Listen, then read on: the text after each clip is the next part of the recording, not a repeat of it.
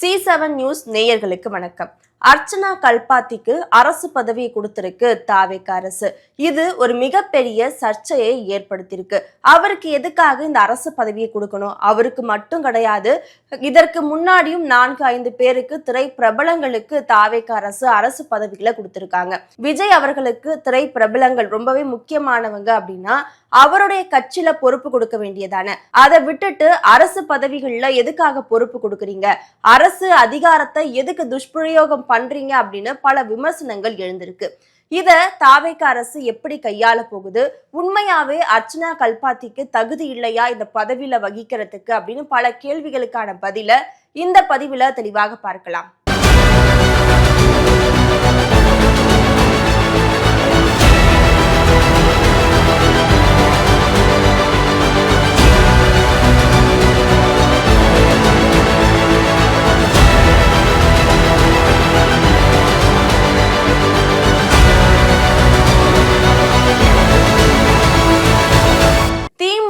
அதிமுக ஆட்சி காலத்துல கூட சினிமா பிரபலங்களுக்கு அரசு பதவிகளை கொடுத்திருக்காங்க.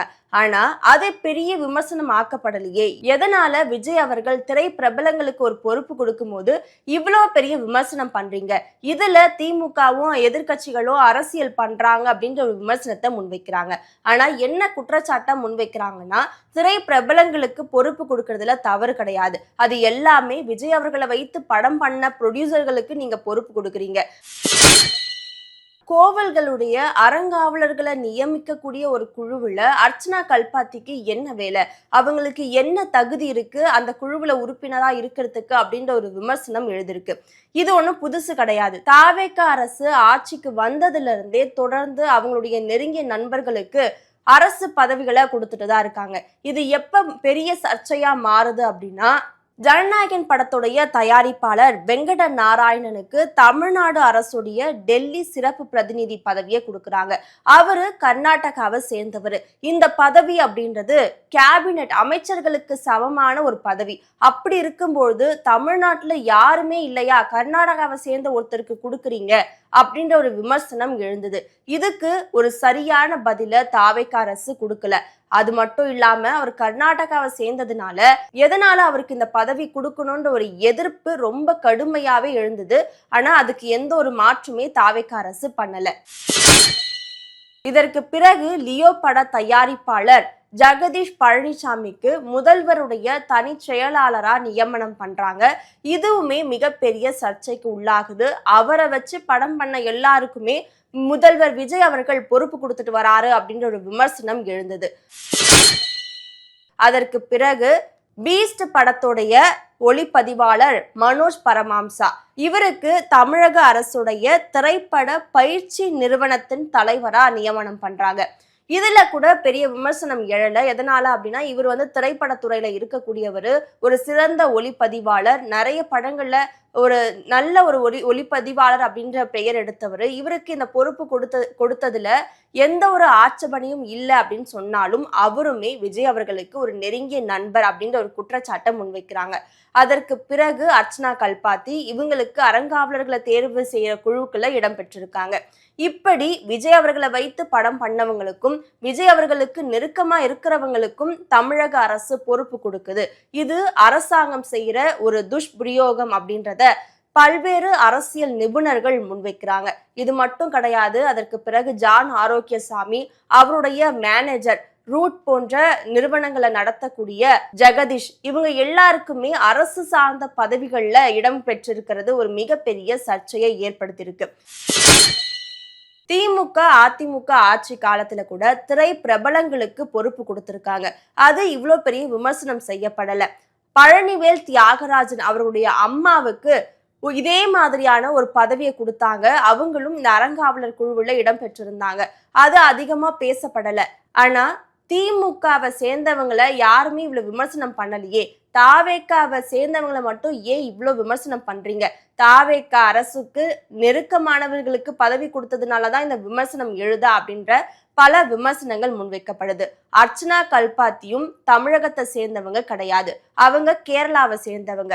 அதையும் தாண்டி த்ரிஷா அவர்களுடைய நெருங்கிய தோழி அப்படின்னு சொல்றாங்க.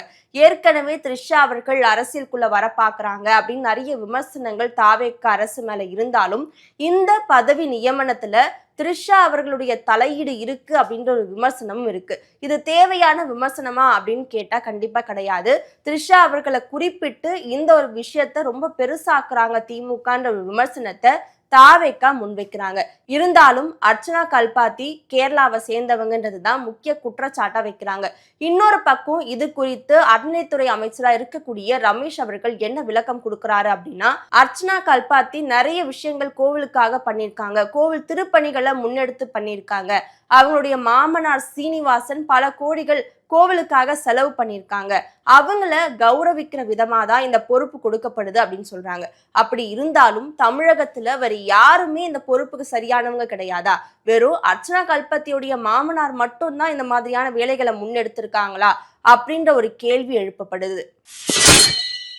இந்த மாதிரியான விஷயங்கள் நடக்கும்பொழுது அரசாங்கம் இவங்களை நியமிக்கிறாங்க அப்படின்னா அதுக்கான ஜீவோ வெளியிடப்படணும். இதுதான் இதற்கு முன்னாடி நடந்த ஆட்சி காலத்திலும் நடந்துட்டு இருக்கிற ஒரு நடைமுறை. ஆனா தாவேக அரசு அது சரியா செயல்படுத்தல அப்படின்னு சொல்றாங்க. இதற்கு முன்னாடி ஜெகதீஷ் அவர்களுக்கு இதே மாதிரியான ஒரு பொறுப்பு கொடுத்தப்ப இதற்கான ஜீவோ வெளியாகல. இத ஜெகதீஷ் அவர்கள் தான் அவருடைய ட்விட்டர்ல வெளிப்படுத்தினாரு. அப்படி இருக்கும்போது இது ஏன் தமிழக அரசு வெளிப்படையான ஒரு முறைய கையாளல, வெளிப்படைத்தன்மையோட இல்ல அப்படின்ற ஒரு குற்றச்சாட்டு எழுப்பப்படுது. அதே மாதிரி இந்த அறங்காவலர்களை தேர்வு செய்யக்கூடிய குழுக்களை அர்ச்சனா கல்பாத்தி மட்டும் இல்லாம பாடகர் வேல்முருகனும் இடம்பெற்றிருக்காரு. இவரு தாவேகாவுடைய கட்சி மேடைகள்ல பாட்டு பாடினது எல்லாமே ரொம்பவே வைரல் ஆச்சு. இதனால தாவேகாவுக்கு நெருக்கமானவங்களுக்கு பொறுப்பு கொடுக்குறாங்க, அவருமே இந்த மாதிரியான விஷயங்களை முன்னெடுத்து செய்வாருன்ற ஒரு நம்பிக்கையில தான் நாங்க கொடுத்தோம் அப்படின்றத அறநிலைத்துறை அமைச்சர் ரமேஷ் அவர்கள் வெளிப்படுத்தி இருக்காரு. தாவேக அரசு மேல தொடர்ந்து இந்த மாதிரியான விமர்சனங்கள் முன்வைக்கும் பொழுது மக்களுக்கு அவர் மேல இருக்கிற நம்பிக்கை குறைஞ்சிட்டு இருக்கு அப்படின்றதா நிதர்சன உண்மையா பார்க்கப்படுது. இந்த ஒரு விவகாரத்துல தாவேக அரசு என்ன நினைக்கிறாங்க அப்படின்னா, ஏற்கனவே ஆட்சி மாற்றம் நடந்ததுல இருந்து திமுக ஆட்சி காலத்துல இருந்த அதிகாரிகள் யாருமே அவங்களுக்கு ஒத்துழைக்கல, அவங்க ஒரு விஷயத்த முன்னெடுத்தாலும் அவங்க முட்டுக்கட்டையா இருக்காங்க அப்படின்ற ஒரு விமர்சனம் இருக்கு. இதை தவிர்க்கணும் அப்படின்றதுக்காகவே தொடர்ந்து பல்வேறு பதவி நியமனங்களை தாவேக அரசு முன்னெடுத்துட்டு வராங்க. இதுல யார் யாரெல்லாம் தாவேகாவுக்கு உண்மையா இருப்பாங்க, விஜய் அவர்களுக்கு உண்மையா இருப்பாங்க அப்படின்றவங்களே தேர்ந்தெடுத்து இந்த பதவிகளை கொடுத்துட்டு இருக்காங்க அப்படின்ற ஒரு விமர்சனம் தாவேகா முன்வைக்கிறாங்க. இருந்தாலும் அறங்காவலர் குழுல அர்ச்சனா கல்பாத்தியை இடம் பெற்றிருக்கிறது தான் ஒரு மிகப்பெரிய சர்ச்சை. அறங்காவலர் தேர்வு செய்யறதுன்றது ஒன்றும் சாதாரண விஷயம் கிடையாது. ஒரு கோவிலுடைய முழு கண்ட்ரோல் யார்கிட்ட இருக்கும்னா கண்டிப்பா அறங்காவலர்கள்ட்ட தான் இருக்கும். அவங்களுடைய பார்வையின் கீழே தான் அங்க நடக்கக்கூடிய எல்லா விஷயங்களும் முன்னெடுப்பாங்க. திருவிழால இருந்து உண்டியல்ல காசு சேர்றதுல இருந்து எல்லாமே அறங்காவலர்களுடைய கட்டுப்பாட்டுல தான் நடக்கும். அப்படி இருக்கும்போது அவங்கள தேர்ந்தெடுக்கக்கூடிய ஒரு அதிகாரம், அதுக்கான ஒரு தகுதி அப்படின்றது அர்ச்சனா கல்பாத்திக்கு இருக்கா அப்படின்றதான் மக்கள் முன்வைக்கக்கூடிய ஒரு முக்கிய கேள்வியா இருக்கு.